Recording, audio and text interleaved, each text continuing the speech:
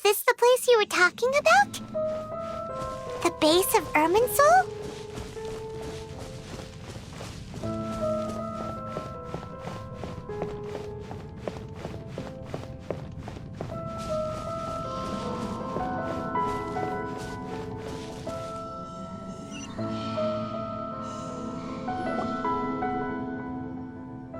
Well, this is the place.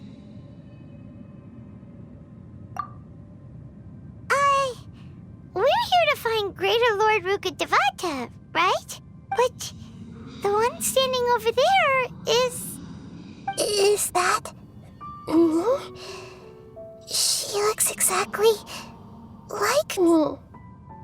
Are you Greater Lord Rukkhadevata? Yes, that's me. Are you surprised by my appearance?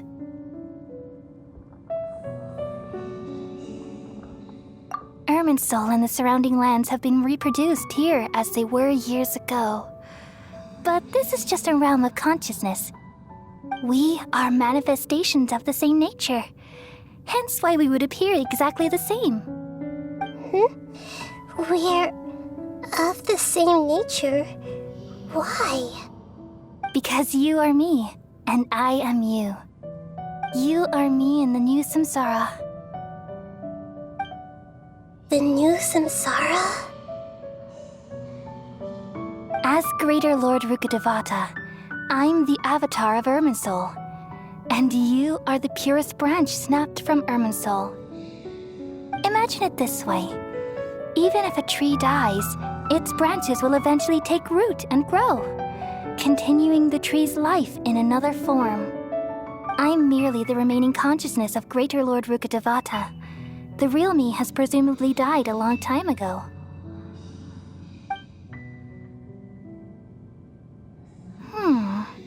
Judging from your appearance, I've probably been dead for 500 years. But you're finally here, my new self in the samsara. If this is true, then am I going to be a great archon like you someday? Though we share the same nature, our fates are bound to be different.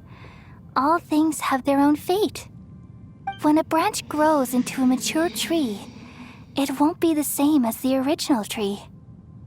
That's why fate is the ultimate knowledge, isn't it? That's a great insight. Yes, very good.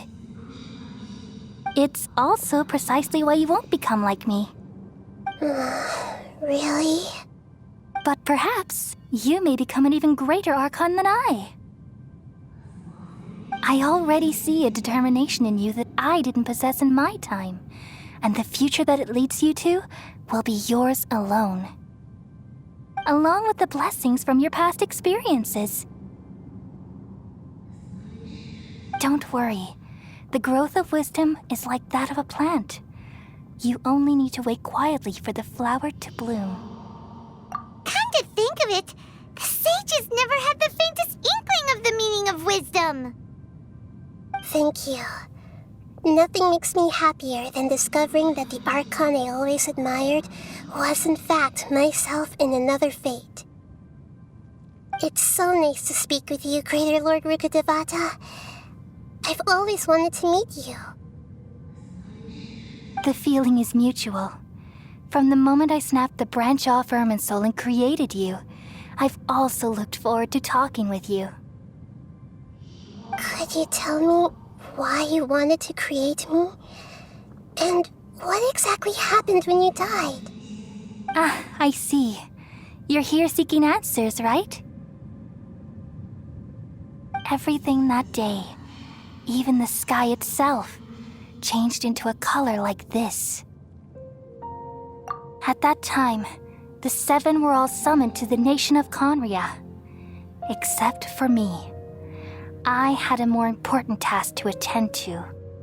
I had to protect Irminsul. The disaster occurred together with the pollution of forbidden knowledge. At that very moment, with my consciousness connected to Irminsul, I sensed something was wrong. The pain started to torment my mind. By the time I reached Irminsul, It was already displaying signs of corruption.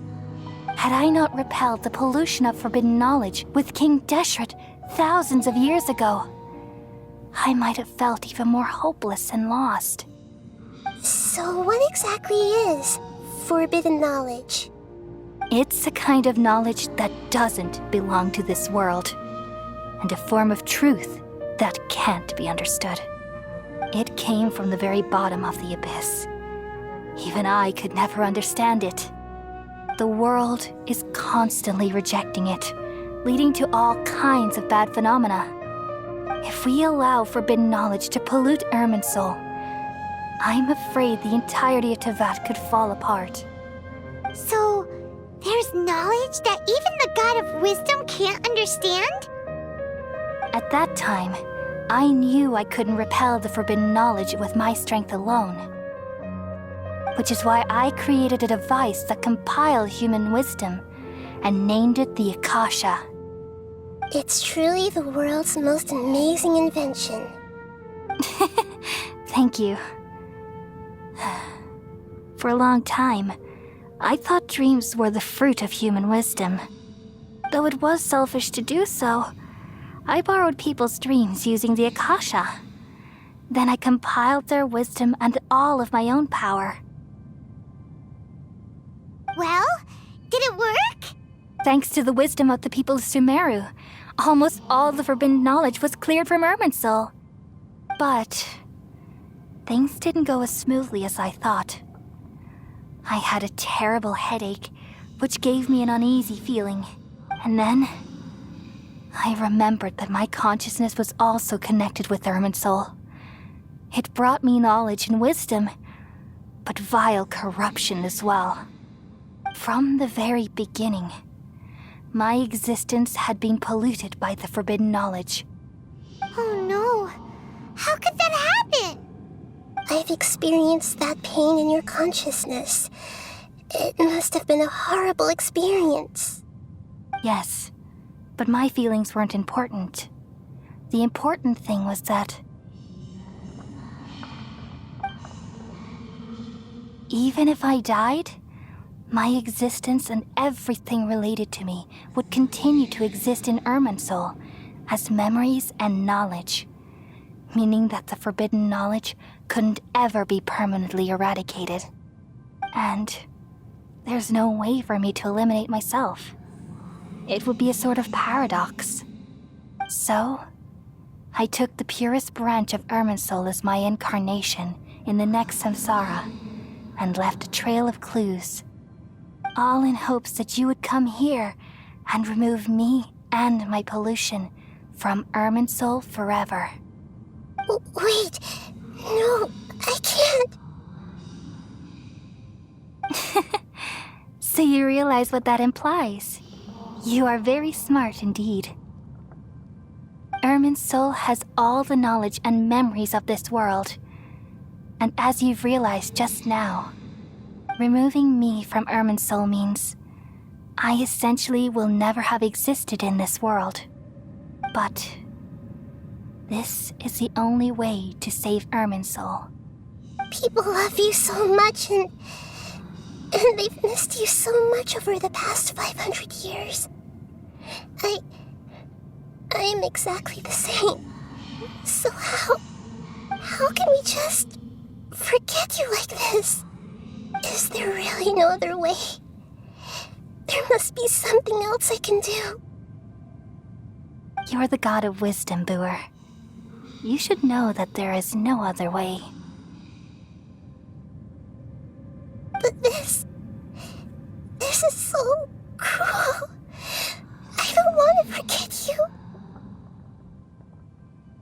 No need to feel so sad, Boer. As someone who delights in wisdom, you should feel joy at finally finding the answer. These are the words in their entirety. The answer you've been seeking all along. Let the world completely forget me.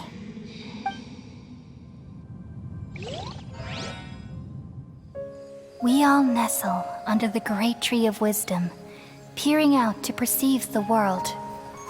From the earth and from the rain, we perceive its wonders, until we become a white bird to perch atop a branch and finally snap off the most important leaf. Once upon a time, I alone dreamed in this world. In my dreams, everybody would also dream after they fell asleep. Wild and wonderful thoughts would emerge from their minds. Some tumbled to the ground, and others floated to the sky, connecting all things in the world into one dazzling net. Among a plethora of worlds were numerous smaller worlds, all of fate, finding within the tapestry their brilliant glow. I gradually understood that these indescribable and constantly changing things are the most profound things in the world. Only they can completely repel the madness. Only dreams can awaken consciousness from the deepest darkness.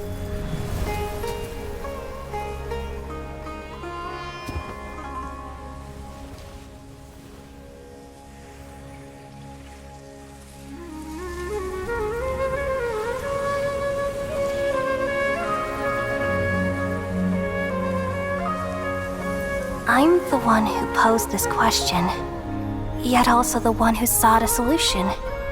Saving the world with the dreams of the people used to be my answer. And now, you've also found your own answer, and I shall return all the dreams to the people.